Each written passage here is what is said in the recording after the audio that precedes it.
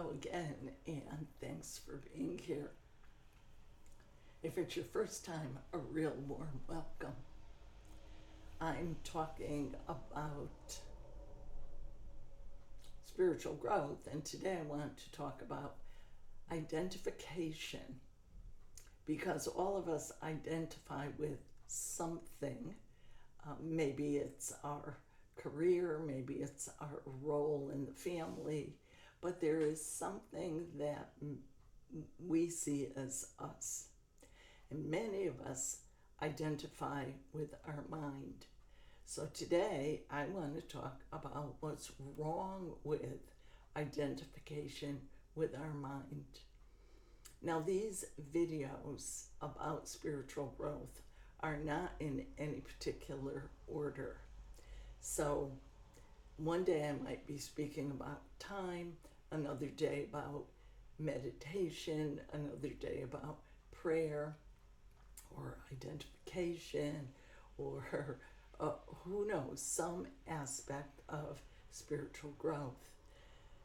And because spiritual growth is not a course, so I'm just sharing what I happen to be thinking about each time I get in front of the camera. And today it's identification. What's wrong with identifying with the mind?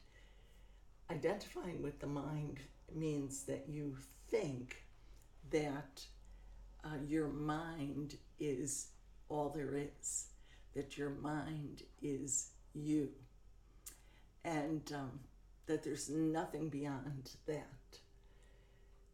The problem with that is that your mind is not dependable. The mind is easily changed.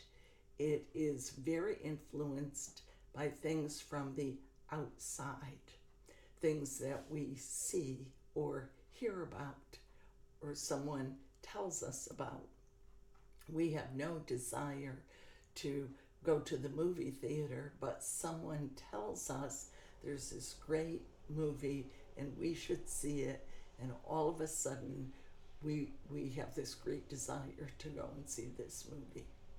The advertising and marketing field is multi-billion dollars spent to influence our buying habits, and they would not continue to spend all that money if it didn't work.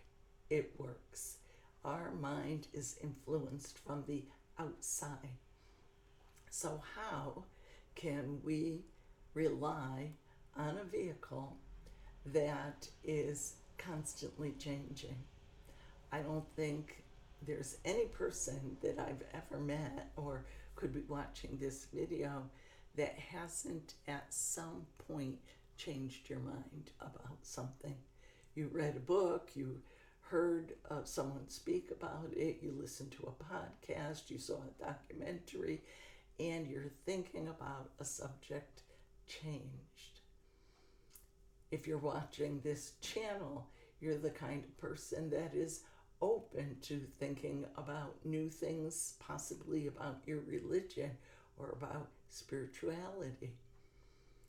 And so part of spirituality for the person seeking a deeper spirituality, I've talked about the 3 levels presented by most religions in most churches. But for the person who wants to go beyond that, they're looking for something, whether they know it or not, they're looking for something more reliable than their mind.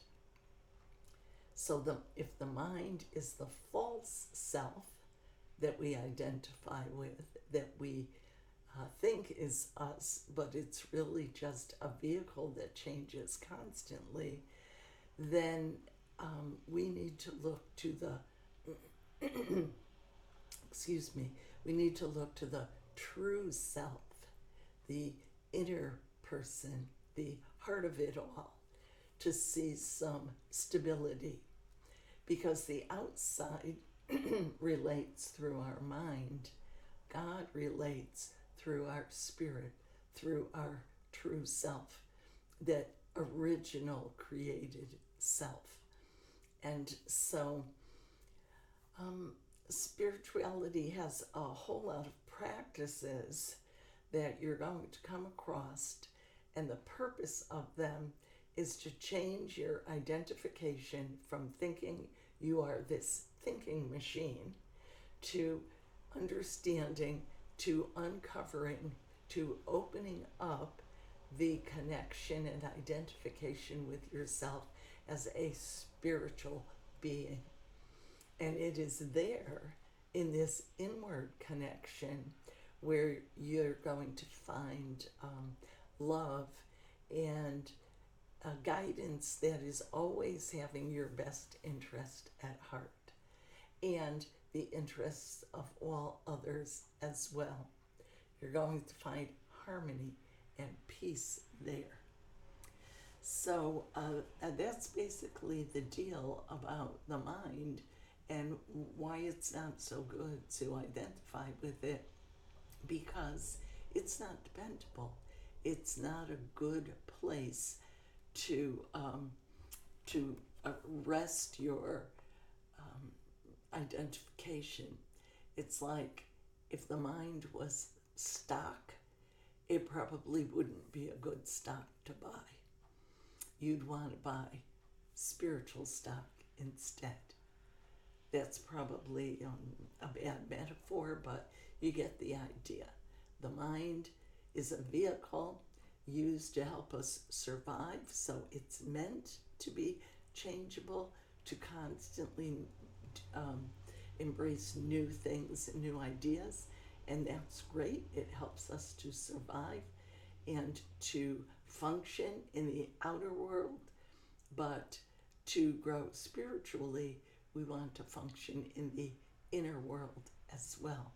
So a lot of these practices like meditation and being in the now and sitting in silence and communing with nature, all of these are meant to quiet our mind so that we can get in tune with the inner person.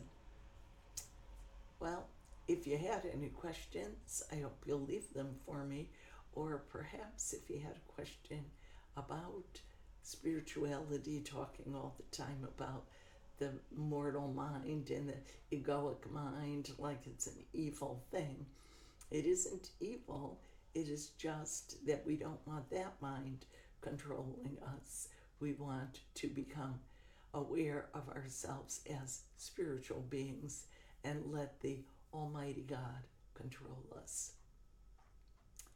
I hope you can join with me again and soon, and hope you have a great day. So bye for now. I'll see you probably tomorrow.